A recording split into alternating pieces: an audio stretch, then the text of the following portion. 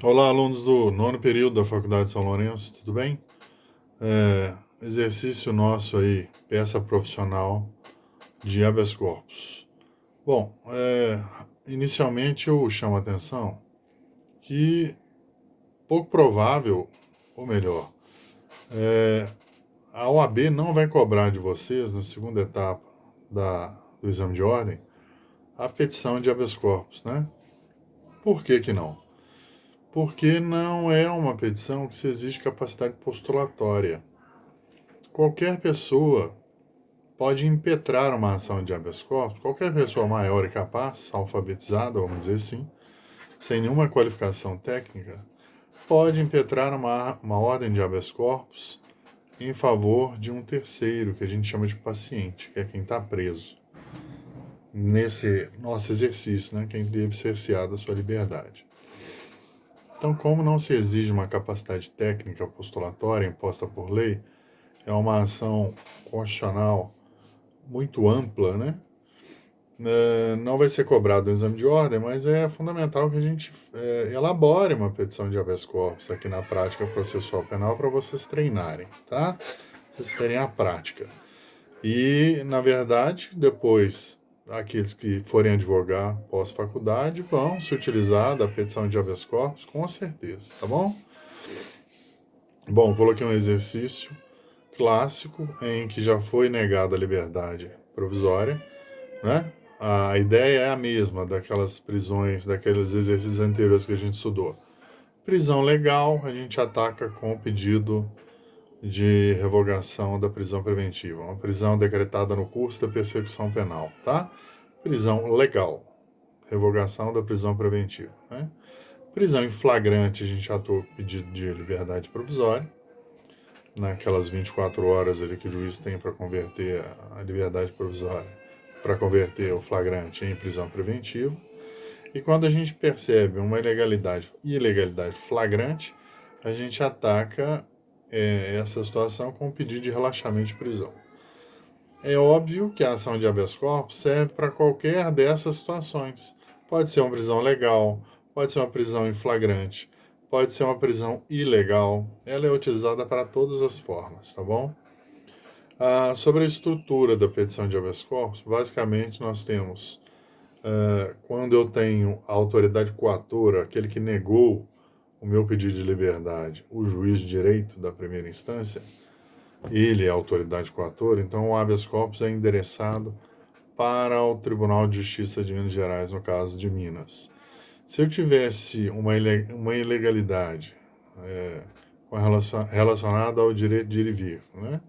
Alguém preso numa delegacia de polícia por determinação do delegado, o delegado é a autoridade coatora. Então, nesse caso, o habeas corpus é direcionado para o juiz de direito local, ali na primeira instância mesmo. Então, é importante que a gente identifique quem é a autoridade coatora.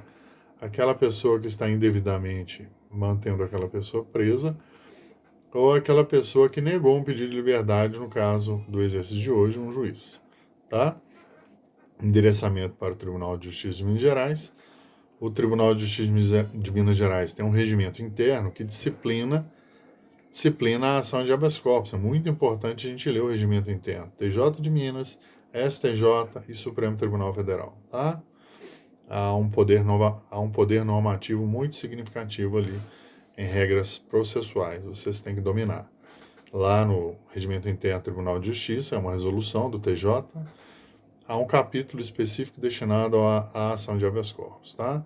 Normalmente, os tribunais de justiça colocam a figura do vice-presidente do Tribunal de Justiça como destinatário de algumas ações, dentre elas eu incluo a ação de habeas corpus, no caso de Minas Gerais. Então a gente endereça, rigor, ao ao vice-presidente, ao desembargador vice-presidente do Tribunal de Justiça de Minas Gerais. Tá? Esse é o endereçamento. Podemos mencionar inicialmente os autos de processo na comarca de origem, qual é a comarca de origem, tá? Vamos iniciar a petição qualificando o advogado, né? Se fosse eu o advogado, Rony Amaral Mateus, OAB número tal, escritório profissional número tal, advogado, etc, tá bom? Venha respeitosamente a presidente de Vossa Excelência, com fundamento. Nós vamos trabalhar com 2 incisos do artigo 5º da Constituição Federal, o artigo 648 do Código de Processo Penal, né, fundamentando a nossa ação de habeas corpus. Venha respeitosamente a presidente de Vossa Excelência, impetrar, aí dá o espaço, ação de habeas corpus, ou ordem de habeas corpus, mas mais técnico seria a ação de habeas corpus com o pedido liminar. Tem que colocar o pedido liminar, tá? A ação de habeas corpus com o pedido liminar. Muitos advogados fazem o HC sem mencionar a liminar. É claro que isso, quando bate no tribunal, como é uma matéria de ordem pública, não vai indeferir a petição. O juiz vai avaliar a liminar ou não ali em habeas corpus. Mas vocês, futuros advogados, têm que dominar a petição. Então, é a ação de habeas corpus com o pedido liminar, tá bom? Em favor. Aí você vai colocar aqui o nome do paciente. O paciente é aquela pessoa que está presa, né? É o que vai ser beneficiado pelo habeas corpus. A gente chama ele de paciente, a nomenclatura para ele. Então, fulano de tal, qualifica ele todo, datas, aquela qualificação completa que a gente treina na petição criminal, tá? Pelas razões de fato e direito a seguir, passa a requerer. Ponto. Narra rapidamente os fatos, o que é o histórico do caso, né? Os pedidos que foram feitos, foram negados, a situação do cara, com que ele é primário, etc. Trabalhou como mula, né? Aí no exercício. Depois vocês vão, se quiser, trabalhar um capítulo de direito separado, mas como eu já disse, é comum nas petições criminais a gente trabalhar fatos e direitos juntos. Eu coloquei um modelo aí para vocês de uma petição minha relativamente antiga, de 2011, que eu achei aqui. Eu tô com um arquivo meu antigo aqui em casa, meu artigo completo está no escritório, mas é uma petição boa, eu dei uma adaptada nela para vocês verem a estrutura do habeas corpus, tá? Então podem narrar fatos e direito ao mesmo tempo e ao final separam um capítulo de pedidos e requerimentos. Primeiro pedido é o pedido da liminar em habeas corpus, certo?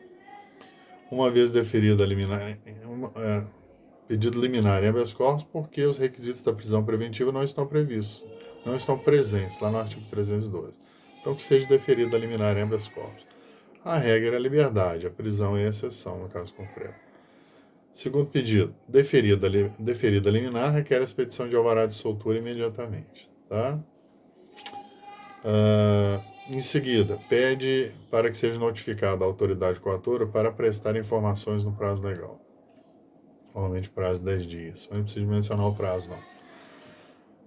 Em seguida, peça no mérito. No mérito, requer a confirmação do pedido liminar com o deferimento da liberdade provisória para que o paciente aguarde o processo em liberdade. Beleza? Então, o objetivo do HC é a obtenção, em última análise, da liberdade provisória. Tá bom? Ao final, peço a intimação da Procuradoria-Geral de Justiça, que representa o MP na segunda instância. Requer a intimação da Procuradoria-Geral de Justiça para acompanhamento do feito. Tá?